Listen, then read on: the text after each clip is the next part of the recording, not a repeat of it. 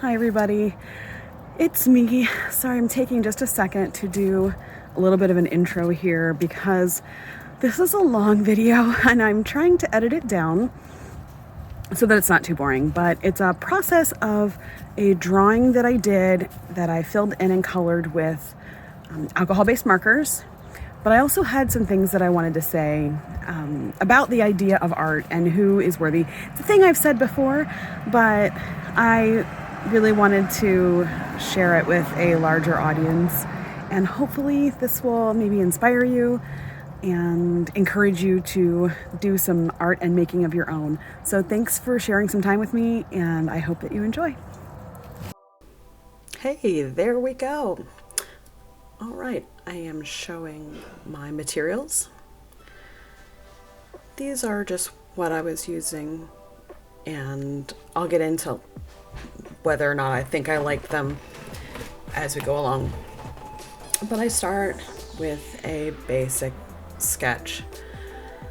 I wasn't really sure what I was going to draw when I started this, but I knew that I wanted to draw a vaguely female figure, and I started out with the shapes.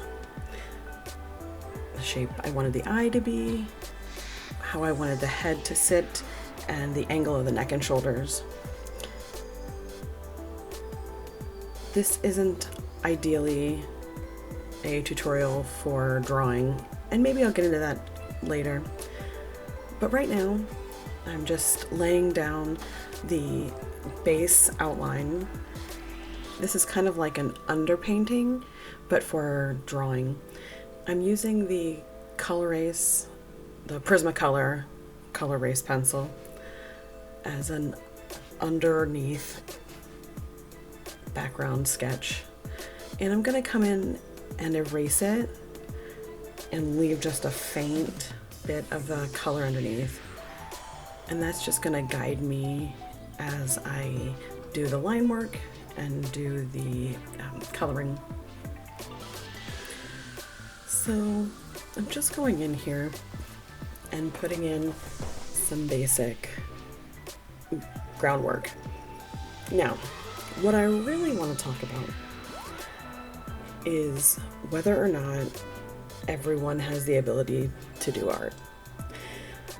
I'm just going to kind of get into this briefly because it is a big pet peeve of mine when people who are really interested in creating have either been told or believe that they are not an artist. And I really think that that's kind of detrimental to the human experience. What we have here is a part of you that has learned after childhood that playing is not good enough. And the reason I wanted to do this piece is because I wanted to play. Now, I have some higher level art equipment with me, art supplies. We're fast forwarding to day 2, mostly because I gave up after the antlers. That was a debacle, and I ended up having to use a reference for this image. But the point remains.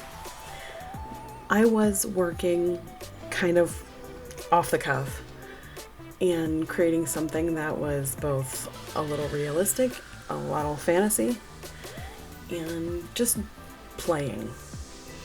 I think the first night ended at like 1 a.m.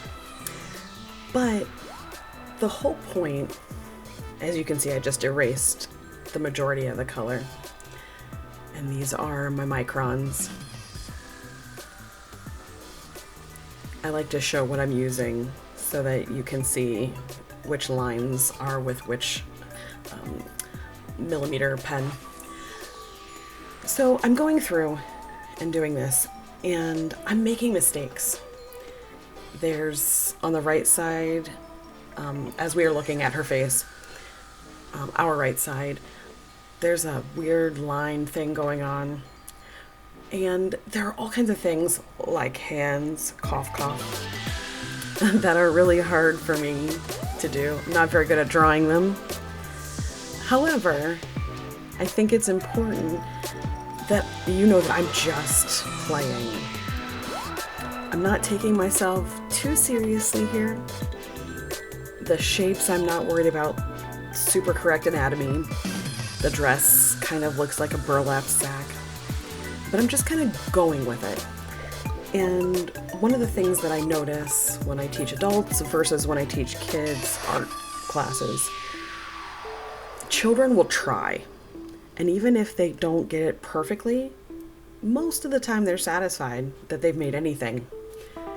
And at some point, adults only think that when you create, it has to be a masterpiece every time. And if you don't get it right the very first time, it's not, I guess, worthy. And I really want to kind of debunk that.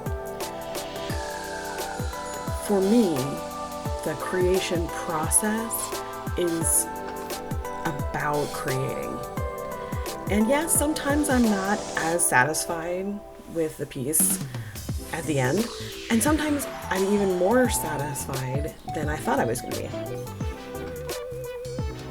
You know, if I were creating each piece to sell, that would put so much pressure to create a perfect piece. And I think a lot of people feel like if they don't have museum quality art when they're done, that they're not a good artist. And I think that there's so much that we can learn from ourselves and about ourselves when we learn to kind of let go and enjoy the experience.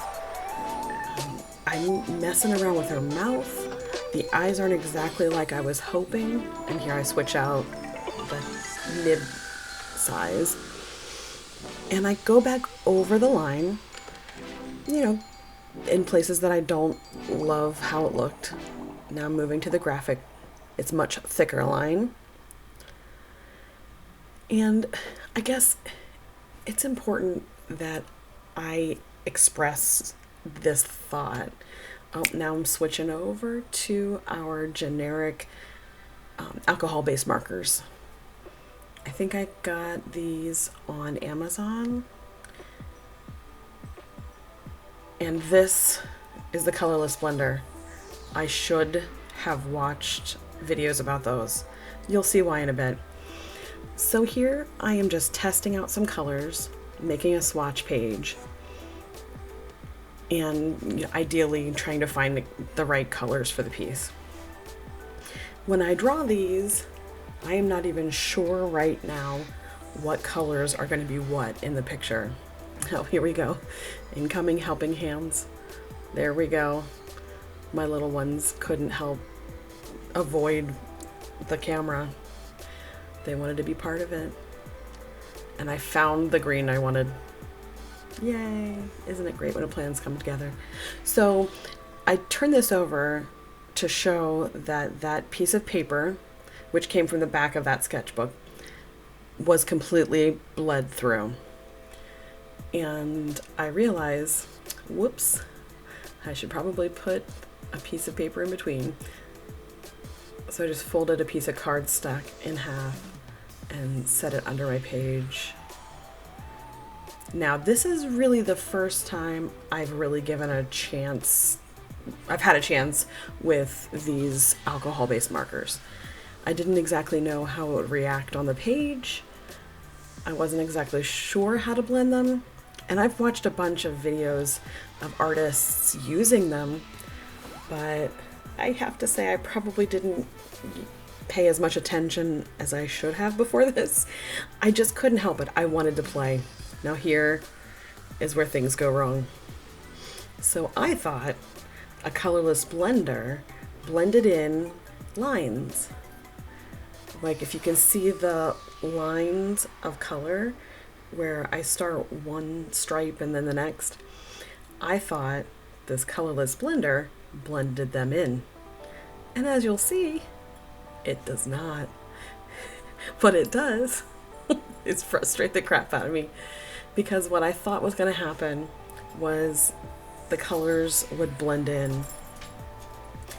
And I am really frustrated because what it's doing is kind of erasing. Now, what I have learned is that these colorless blenders are more like around the edges if you go over your lines and need to kind of smooth that out and erase it a little. And that's exactly what it did. It erased the color. You'll have to forgive the bumpiness. This is a new setup for me.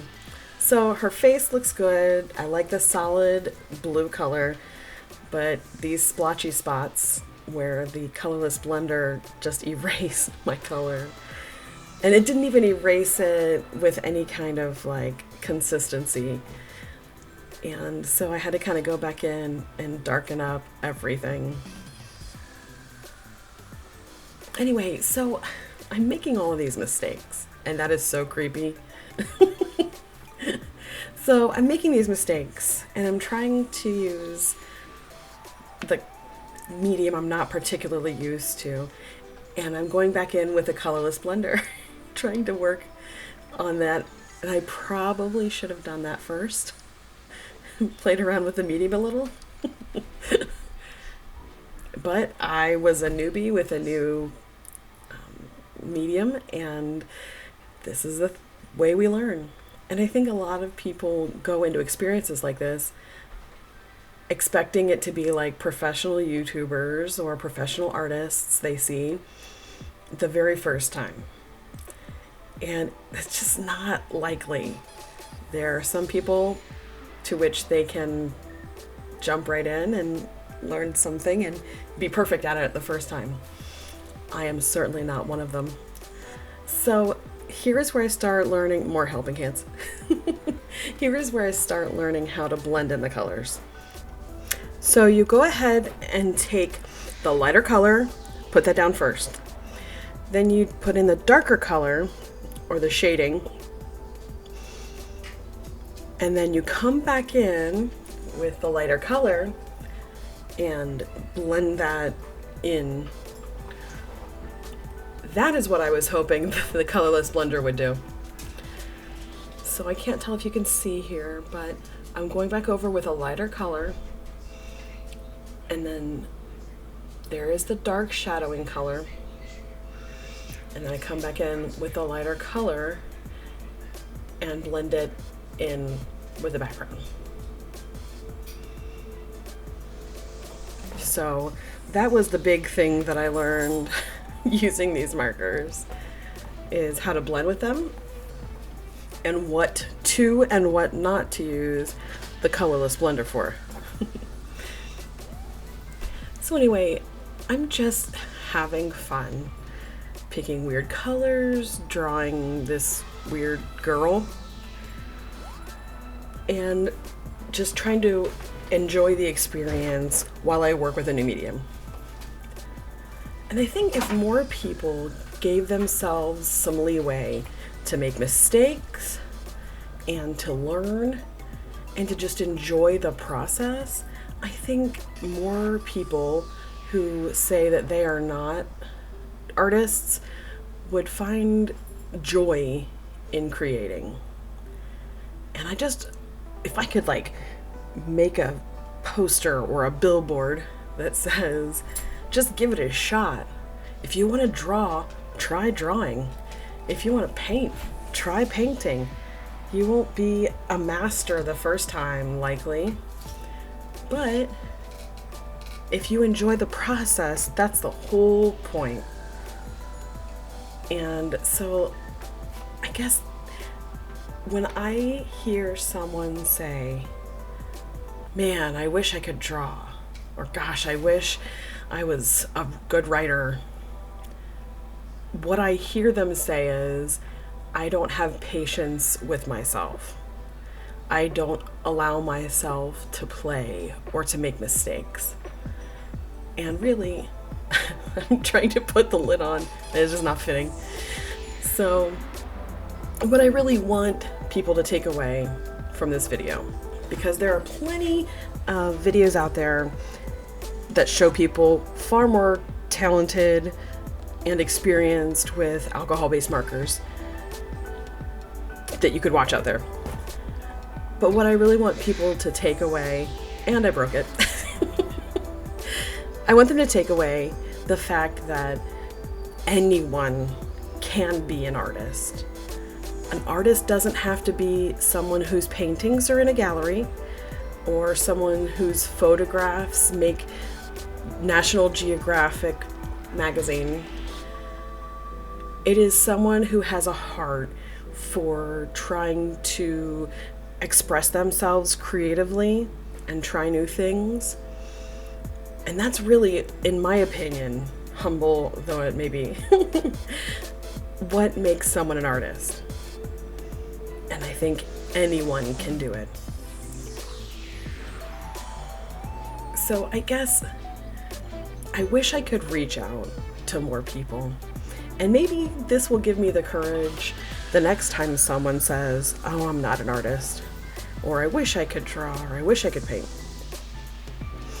You can take relatively inexpensive materials and create something that you're really in love with. This sketchbook was not expensive, as you can tell because the alcohol ink went right through. These were the cheapest alcohol-based markers that I could find.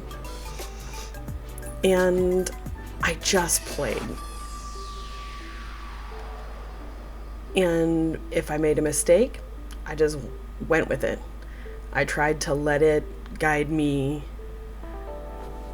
and I had to find a creative way to fix it or to roll with it. I have no idea why her eyes are rose colored, but I thought in the moment that looked cool. Clearly she's not like a human. She's humanoid. And then I come back in here, I don't think I showed this. That is the brush pen, or the brush liner. And as you can see, I am not as skilled with this pen. My movements are not particularly precise, but that's okay for me, because in the end, I ended up creating something that I really liked. I see a lot of illustrators using these types of brush pens in like comic lining. And here, when I outlined this dress, I kind of liked the original way better. But I started it and had to commit. So that's where we went. Also, down there I drew a hand. I think I drew that off camera. But it felt weird to cut her off at the wrist, even if I wasn't going to show the whole picture. Plus, I'm never going to get better at drawing hands if I avoid them. So I'm lining the face and some of the finer details. I go back in with my 3, and I'm giving some texture. Oh, Piglet says hi. Piglet is my son's favorite toy. He's had him since he was 1. And my son insisted that he say hi to everyone. I'm kind of giving some texture. Initially, behind her was not going to be a moon.